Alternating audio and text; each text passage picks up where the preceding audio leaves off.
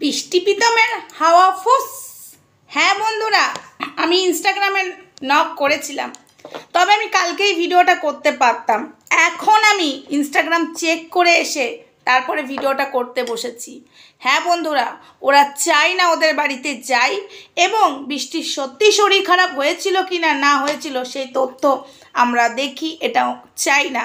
তো যাই হোক, প্রীতম, তাহলে পুরো শরীর খারাপটা নাটক ছিল, সেটা কিন্তু তোমার এই ইনস্টাগ্রামে আমাকে রিপ্লাই না দেওয়ায় বুঝে গেলাম। হ্যাঁ, এখন বলবে দেখিনি। না না, আমি তো ইনস্টাগ্রামে নক করেছি কালকে। হ্যাঁ, কাল নক করেছি, হয়ে গেল অনেকক্ষণ, 12 ঘন্টা হয়ে গেছে। 12 ঘন্টার বেশি বই কম নয়, ঠিক আছে?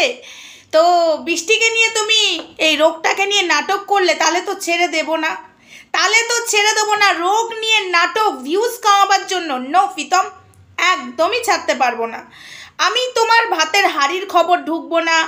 আমি তোমার বইয়ের কবার বিয়ে হয়েছে এবং তুমি কি করেছো না করেছো, চিটিংবাজি আমি কিচ্ছু বলবো না। বাট এই যে রোগটা নিয়ে মানুষের ইমোশনালি ব্ল্যাকমেল করে ভিউজ কামিয়েছো, এটার খেসারত প্রীতম বৃষ্টিকে দিতে হবে। হ্যাঁ বন্ধুরা, আমি বলেছিলাম না আমি সত্যটা যাচাই করব। হ্যাঁ, যাচাই করার চেষ্টা অনেক দিক থেকে আমি করেছি, ঠিক আছে? যাচাই করার চেষ্টা আমি অনেক দিক থেকে করেছি, এবং এখানে এসে যে ও হসপিটালে ভর্তি ছিল, অক্সিজেন নিয়েছে, সেটা সত্য। কিন্তু এটা সত্য, কিন্তু এতদিন যে মানে বিরাট বিরাট রোগ দেখিয়ে দেখিয়ে ভিউজ কামিয়েছে, এটা মিথ্যা। কেন বলো তো বলছি। আজকে আমি যখন বললাম যে আমি প্রীতম বৃষ্টির বাড়িতে যাব, অবশ্যই একজন মানুষের বাড়ি যাব, তাকে তো না জানিয়ে ফট করে যাওয়া যায় না, যতই আমার পাশে থাকুক, তাই না? তাকে তো জানাতে হবেই, যেহেতু তারা ব্লগার, তারা ক্রিয়েটার, তাদের বাড়িতে একটা প্রতিবাদ যে করে, যে ক্রিয়েটার, সেই ক্রিয়েটার চট করে চলে যাবে, হয় না তাকে জিজ্ঞাসা না করে। তো প্রীতম যদি সৎ থাকতো তাহলে আমাকে অবশ্যই নক করতো, হ্যাঁ দিদিভাই এসো, এসে দেখে যাও। নক তো দূর কি বাদ, আমার রিপ্লাই অবধি দেয়নি। তারা ইনস্টাগ্রামে রয়েছে, কখন ঢুকছে বেরোচ্ছে সেটাও কিন্তু আমি বুঝতে পারছি কতক্ষণ রয়েছে। তা সত্ত্বেও আমার কমেন্ট দেখেও রিপ্লাই করেনি যে আমি তার বাড়ি যাব। প্রীতম, তুমি কি কখন ফ্রি থাকবে আমাকে বলো। বাট কিছুই রিপ্লাই দেয়নি, কিছুই দেয়নি। আমি যে নক করেছিলাম সেটা তোমাদের কাছে আমি প্রমাণ অবশ্যই দিয়ে দেব, এই ভিডিওতে না, প্রমাণ তুলেই দেব। যখন আমি বৃষ্টি প্রীতমকে নিয়ে বসেছি, অবশ্যই প্রমাণ ছাড়া কথা বলবো না। কিন্তু মানুষকে সত্যটা জানাবে না বলে তোমরা এরকম মিথ্যা কতদিন কতদিন প্রীতম, কতদিন?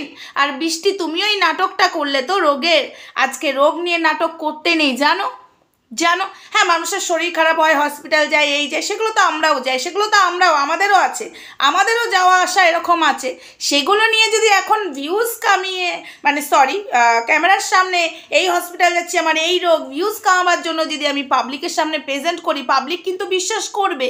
তারপরে যদি ওটা ফেক হয়, না আমি জ্বরের ডাক্তার জ্বর হয়েছিল তাই ডাক্তার দেখাতে গেছিলাম, আমার প্রেশার কম হয়ে গেছে না বেড়েছে তার জন্য মানে চেক আপে গেছিলাম, আমার মাথা ঘুরছে, হাই প্রেশার বেড়েছে না লো প্রেশার বেড়েছে সেটার জন্য গেছিলাম, বমি হয়েছে সেটার জন্য, সেটাকে দেখিয়ে আমি যদি এখন হাই কোয়ালিটির রোগ দেখিয়ে দিই, মানুষ তো খাবেই, কিন্তু পরে যখন প্রমাণ হবে জুতোটাও খাবে। তো যাই হোক, সেই ক্ষেত্রে প্রীতম, আমি বলেছিলাম না, তুমি যদি সঠিক মানুষ হয়ে থাকো, যদি বৃষ্টির সত্যি শরীর খারাপ হয়ে থাকে, তাহলে তুমি আমাকে যেতে অবশ্যই বলবে, যেখানে আমি নিজে বলেছি, যেখানে একই জায়গায় আছি আমরা দুইজন। হ্যাঁ, তোমরাও আছো, আমিও আছি একই জায়গাতে, 2 মিনিটও লাগবে না। সেখানে তুমি নক করলে না। তবে প্রীতম, যাচাই তো আমি অনেক কিছুই করে ফেলেছি, এবার পারবে তো? রোগ নিয়ে যেটা করেছো, এবার কিন্তু শুধু আমি বলবো না, বা কন্ট্রোভার্সি ক্রিয়েটাররা বলবে না, এখানে কিন্তু ডাক্তারও বসাবো। ইয়েস, হ্যাঁ প্রীতম, পারলে এবার সামলাও। ভিউজের জন্য, টাকার জন্য রোগটাকে এখানে মানুষের ইমোশনাল নিয়ে ব্ল্যাকমেল করে ভিউজ কামাবো। আহারে কত কষ্টে আছে আজকে, যেগুলো ভুলটা ভুল। আমি দেখো, আমি তোমাদের পারিবারিক সমস্যাতে ঢুকবই না, এটা আমার মধ্যে আসে না। বাট এই রোগটাকে নিয়ে এখানে যারা যারা মিথ্যা কথা বলবে, প্রমাণ দিতে হবে। কিছু মানুষ তো বলছে থাক, তাকে আবার বেশি বললে কন্টেন্ট দিয়ে দেওয়া হবে, চলো ওকে আমি কন্টেন্ট দিতে চাই না। কিন্তু প্রীতম, এর খেসারত তোমাকে দিতে হবে। ইয়েস, তুমি নাটক করেছো তো, নাটক এবার কাকে বলে দেখো। চলো বন্ধুরা, আমি এটুকুই বলার ছিল। প্রীতম চাই না আমি তার বাড়ি যাই। হ্যাঁ, প্রীতম যদি চাইতো তাহলে আমাকে নক করতো। আর বৃষ্টির কোনো রোগ হয়নি, জ্বর জ্বালা যেগুলো হচ্ছে ওগুলো ডাক্তারের ওখানে যাচ্ছে। আমারও যেমন শ্বাসকষ্ট আছে, ইয়েস আমারও শ্বাসকষ্ট আছে, আমারও মাঝে সাঝে মানে খুব বাড়াবাড়ি হলে অক্সিজেন নিতে হয়। সেটাকে দেখি আমি এখন যদি বাড়াবাড়ি করে বিশাল লেভেলের রোগ দেখায় প্রচুর ভিউজ হবে, কিন্তু এটা তো করা উচিত নয় না। ছোটোখাটো মানুষের সমস্যা, ঠান্ডা লাগা, জ্বর হয়, কিন্তু সেক্ষেত্রে প্রীতম বৃষ্টি এটাকে রোগটাকে ঢাল বানিয়ে ভিউজ কামিয়েছে, ইনকাম করছে, মানুষের ইমোশনাল নিয়ে ব্ল্যাকমেল করে আজকে অনেক কিছু করে ফেলেছে। সেটা হতে আমরা দেব না। কার কি ব্যাপার, কে কি করেছে, কার কি চরিত্র খারাপ, এখানে সেটা করতে আসেনি। এখন আমরা যেটা দেখেছি সেটা বলবো। আমি যেটা দেখেছি, রোগ নিয়ে মিথ্যা কথা বলে ভিউজ কামানো হবে না। অনেক হয়ে গেছে, অনেক হয়ে গেছে বৃষ্টি। প্রীতম এবার কার পাল্লায় পড়েছো তুমি জানো না। রোগ না, রোগ রোগ নিয়ে ব্ল্যাকমেল করা ইমোশনালি মানুষকে। তো যাই হোক বন্ধুরা, ভিডিওটা আপাতত এইটুকুই রাখছি। আমি এই বিষয় নিয়ে অনেক কথাই বলবো। প্রীতম আর বৃষ্টি পুরোটাই ঠক, রোগ নিয়ে পুরোটা যা করেছে ঠক। আমি অন্য বিষয়গুলো বলছি না, আমার ঢোকার দরকার নেই।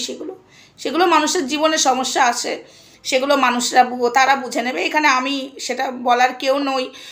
কোন হসপিটালে ভর্তি ছিল, কী ছিল, কার গয়না নিয়ে পালিয়ে, সেসব নিয়ে আমার বলার রাইট নেই। বাট এই যে রোগটা যে ফেক, আমি যে যাচাই করতে চেয়েছিলাম, তার বাড়িতে যেতে চেয়েছিলাম, তারা চাইনি যে আমি তার বাড়িতে যাই। সত্যটা সবার সামনে চলে আসবে, তারা চাইনি। আমি কিন্তু বলেছিলাম ডকুমেন্টসগুলো আমি দেখবো, কাউকে আমি মানে মুখে বলবো, প্রমাণ দেব না, তুলেও দেবো না, আমি ফটোও তুলবো না, আমি বলেছিলাম। চলো প্রীতম বৃষ্টি, তোমাদের মনে হয় এবার খেলা শেষ হবে। রোগটা পুরোটাই নাটক ছিল, নাটক ছিল, নাটক ছিল। কারণ আমি বলেছিলাম যদি এটা সত্যি হয় তোমাদেরকে ছেড়ে কথা বলবো না। কিন্তু একটা মেয়ের রোগ হওয়ার পরেও, এত কিছু ডকুমেন্টস থাকার পরেও কিছু মানুষ কাটাছেঁড়া করলো, আর প্রীতম কি করে চুপচাপ হজম করলো, এই জায়গাটাতে আমার স্ট্রাইক খেয়েছিল।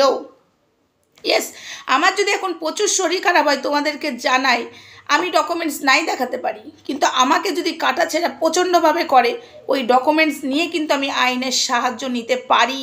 যে আমি রোগ শেয়ার করেছি বলে, আমার শরীর খারাপ শেয়ার করেছি বলে, ডেলি আমি এখানে ভিডিও ছাড়ি, তাই আমার সব কিছু আমি শেয়ার করেছি বলে তারা আমাকে কাটাছেঁড়া করছে, ডকুমেন্টস দিতে বলছে, আমি দিতে চাই না। এই বিষয় নিয়ে আমাকে অনেক কাটাছেঁড়া করা হচ্ছে। তাই আপনাদের কাছে আমি হেল্প চাইতে এসেছি, এই হেল্পটা করতো, কিন্তু পুরোটাই ফেক বন্ধুরা।